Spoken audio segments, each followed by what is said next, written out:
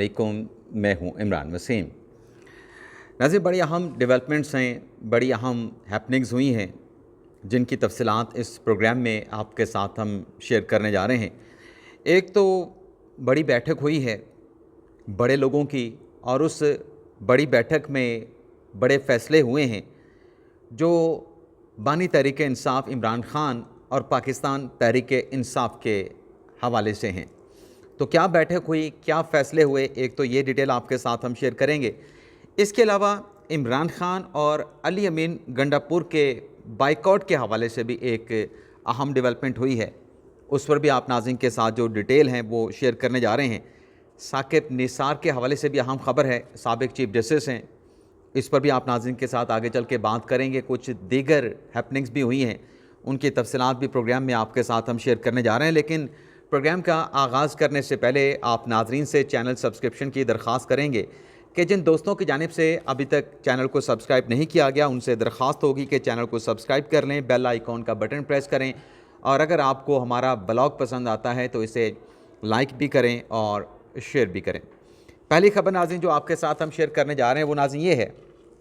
कि इमरान ख़ान और अली अमीन गंडापुर के ख़िलाफ़ फ़ैसला हो गया।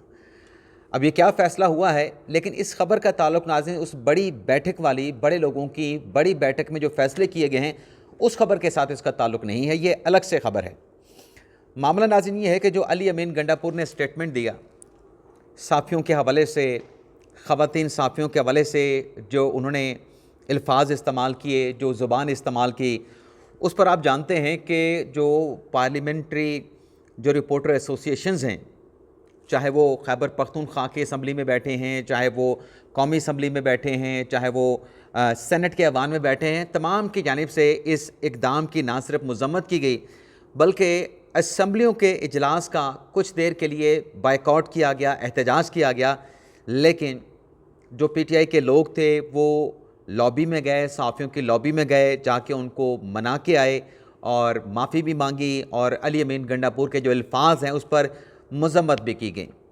लेकिन जो कौमी असम्बली में हुआ वहाँ पर बैरिस्टर गौहर गए थे, पाकिस्तान तहरीक इंसाफ के और अरकान पार्लियामेंट्री रिपोर्टर्स के पास गए थे, जहाँ पर रिपोर्टर ने कहा कि ये किस किस्म की लैंग्वेज जो है वो अली अमीन गंडापुर ने हमारी सहाफ़ी बरादरी के ख़िलाफ़ इस्तेमाल की है,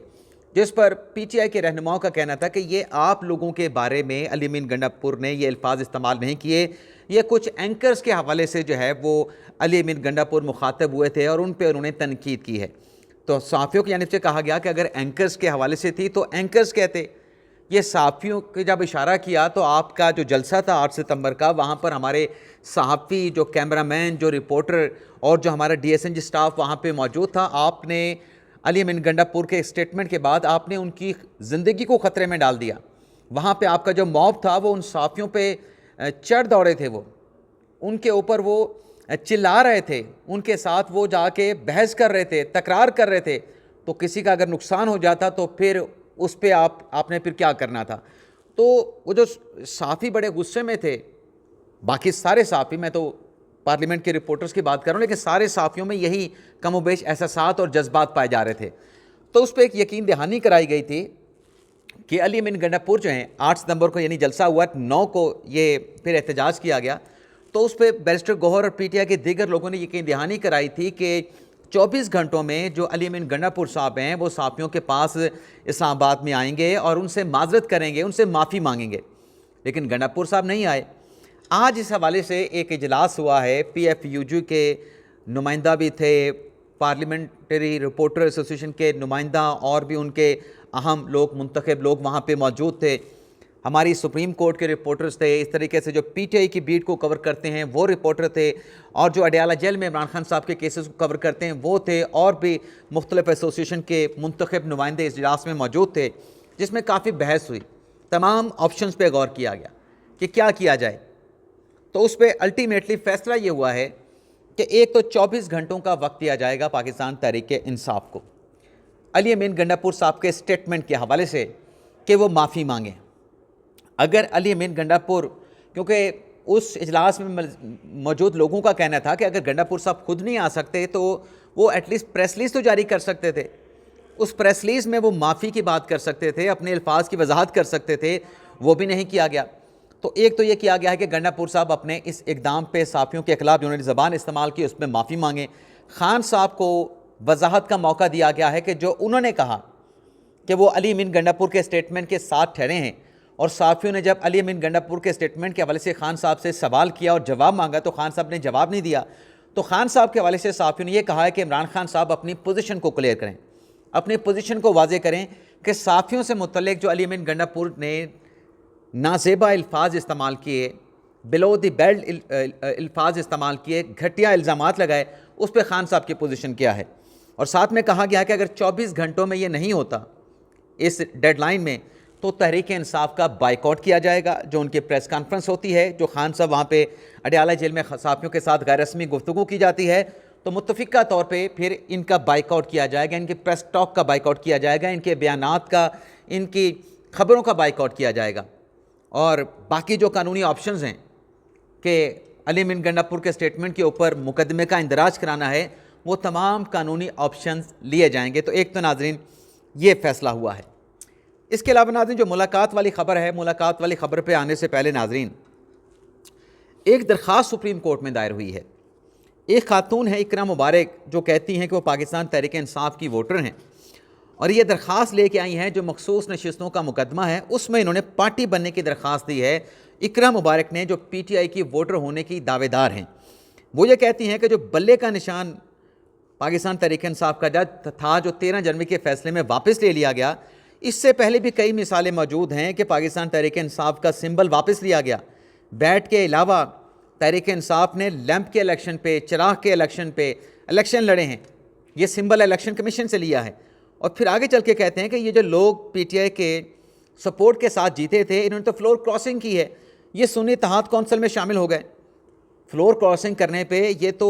ڈسکوالیفائی ہو سکتے ہیں 5 سال 10 سال کے لیے. اور اس درخواست میں یہ کہا گیا ہے کہ جو سپریم کورٹ کا مخصوص نشستوں کے حوالے سے فیصلہ ہے نا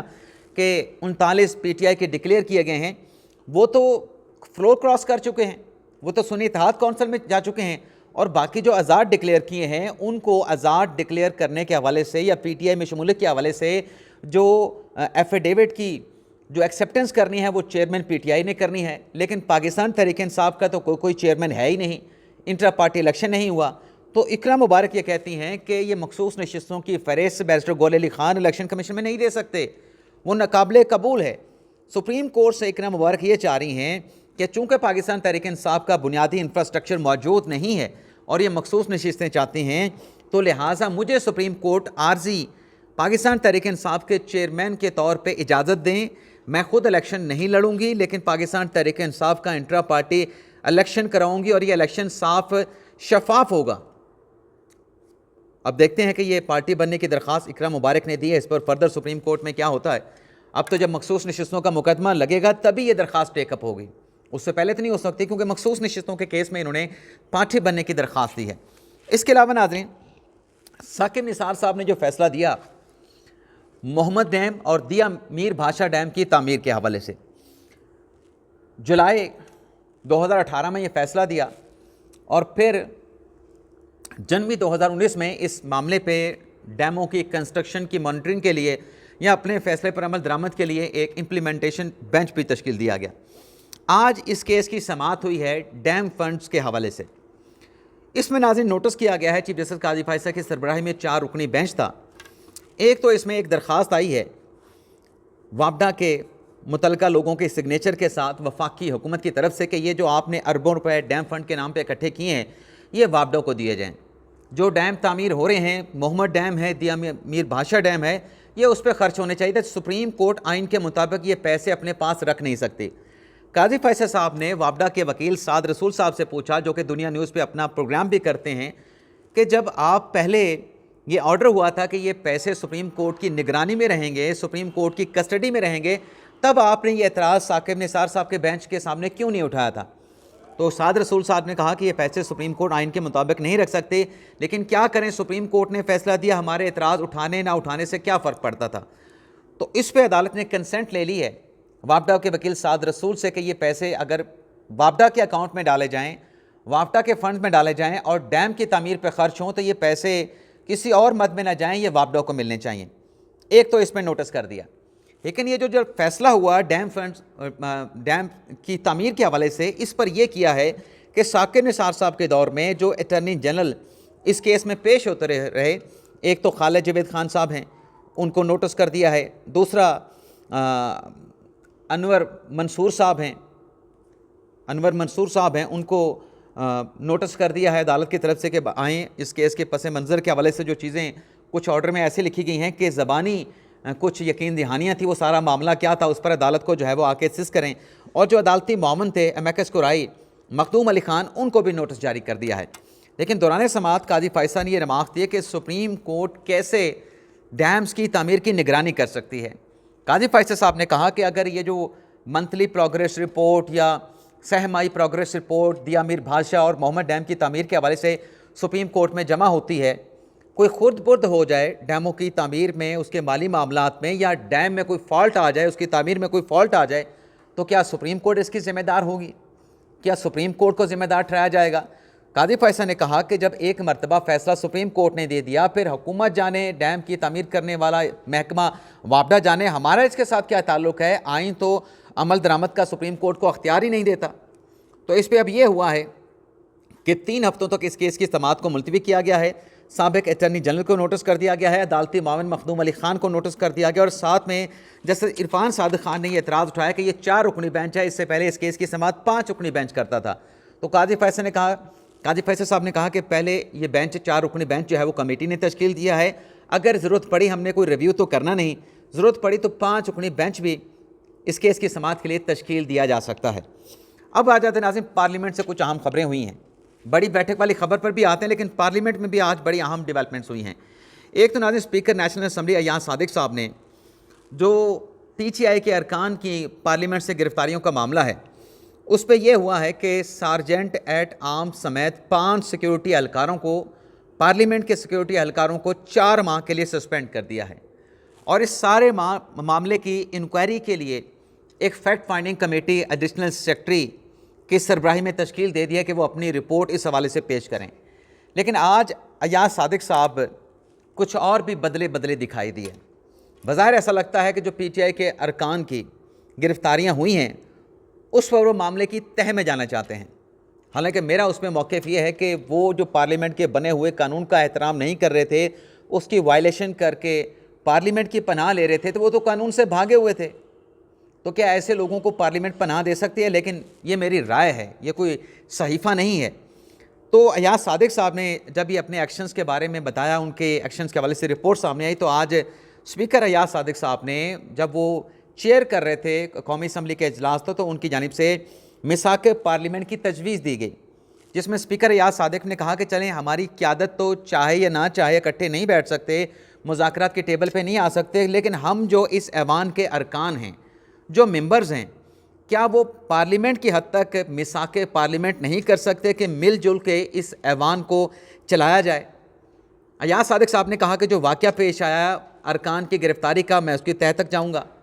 اور پھر انہیں شکوہ بھی کیا تحریک انصاف کے ارکان سے کہ آپ کے دور میں جو لوگ گرفتار ہوتے تھے، سعد رفیق گرفتار ہوئے اور لوگ گرفتار ہوئے، پروڈکشن آرڈر نہیں جاری ہوتے تھے،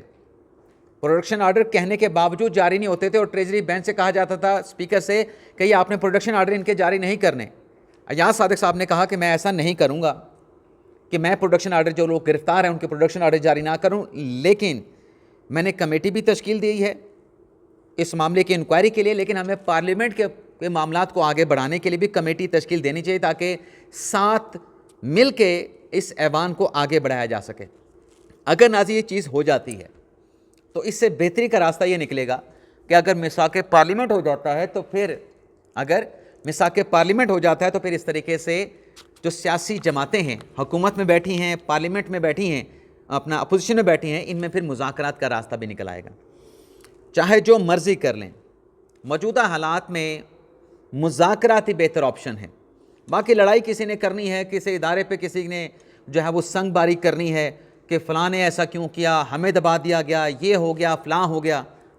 مذاکرات کی ٹیبل پہ بیٹھ کے ہی ہمیشہ اپنے معاملات کو حل کیا جا سکتا ہے، معاملات حل ہو سکتے ہیں۔ لیکن ناظرین، جہاں تک بات ہے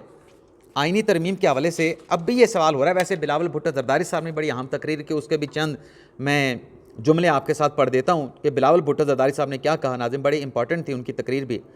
جس میں بلاول بھٹو زرداری صاحب نے کہا, یہ ناظرین میں صرف آخری 2 پیراگراف پڑھوں گا, کہ بانی پی ٹی آئی نے ماحول خراب کر دیا تھا, آپ بھی یعنی اگر اسپیکر بھی یہی کریں گے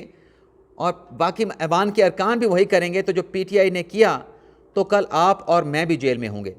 بانی پی ٹی آئی سے کوئی ذاتی مخالفت نہیں, یہ بلاول بھٹو زرداری نے کہا. اس بات سے فرق نہیں پڑتا کہ کس نے میرے باپ یا میری ماں کو جیل میں ڈالا تھا, آپ کا لیڈر کچھ عرصے کے لیے جیل میں ہے, کوئی فرق نہیں پڑتا,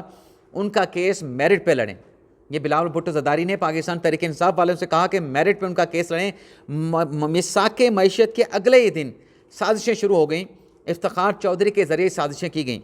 بلاول نے کہا کہ ایک سینئر سیاستدان نے استعفیٰ دیا تو بہت افسوس ہوا, مینگل صاحب کے فیصلے کا احترام ہے مگر مایوسی ہوئی, مینگل صاحب کو ایوان میں ہونا چاہیے تھا, پی ٹی آئی ارکان آئیں, کمیٹیاں نہ چھوڑیں. اب تو یہ ہاتھ ملانے کو بھی پی ٹی آئی والے تیار نہیں. اگر ایسے ہی چلنا ہے تو ٹھیک ہے, اسپیکر سے درخواست ہے کہ پہلے ایوان کو فعال کریں, پھر ملک کو کریں, پھر ملک کو فعال کریں گے. پی ٹی ایم حکومت میں بھی پی ٹی آئی کو پی ڈی ایم نے جب پیپلز پارٹی کی حکومت تھی تب بھی پی ڈی ایم نے کہا تھا کہ قومی اسمبلی میں اور صوبائی اسمبلیوں میں نہ چھوڑیں, لیکن یہ ان کی ضد تھی اور یہ استعفے دے کے چلے گئے. تو یہ بلاول بھٹو زرداری صاحب نے بھی اچھی تقریر کی. لیکن ناظرین بڑی بیٹھک کیا ہوئی ہے؟ بڑی بیٹھک ناظرین یہ ہوئی ہے کہ جو رپورٹ کیا گیا ہے اس میں ناظرین یہ ہے کہ 3 گھنٹوں کی 1-on-1 طویل ملاقات ہوئی ہے. اب یہ کس کی ملاقات ہو سکتی ہے؟ تو ناظرین جو لکھا گیا ہے اس میں تو کسی کا نام نہیں, جو رپورٹ کیا گیا اس میں کسی کا نام نہیں, لیکن جو ہم نکال سکتے ہیں وہ یہ ہے کہ وزیر اعظم ہاؤس میں یہ ملاقات ہوئی ہے اور اسلام آباد سے باہر پنڈی کی جو بڑی شخصیت ہیں, جو بڑے عہدے پہ بیٹھی بڑی شخصیت ہیں, ان کے ساتھ ملاقات ہوئی ہے. اور اس ملاقات کے حوالے سے ناظرین یہ سامنے آ رہا ہے کہ ریاست کی جو ریٹ چیلنج کرنے والے ہیں, اب ریاست کی ریٹ کو کون چیلنج کر رہے ہیں؟ تو کہا گیا ہے کہ جو ریٹ چیلنج کرنے والے ہیں ان کے ساتھ 0 ٹالرنس پالیسی کو اختیار کیا جائے گا, کسی قسم کی رعایت, کسی قسم کی کنسیشن نہیں دی جائے گی. اور پھر کہا گیا ہے کہ عدالتی اصلاحات کا فیصلہ بھی ہوا ہے,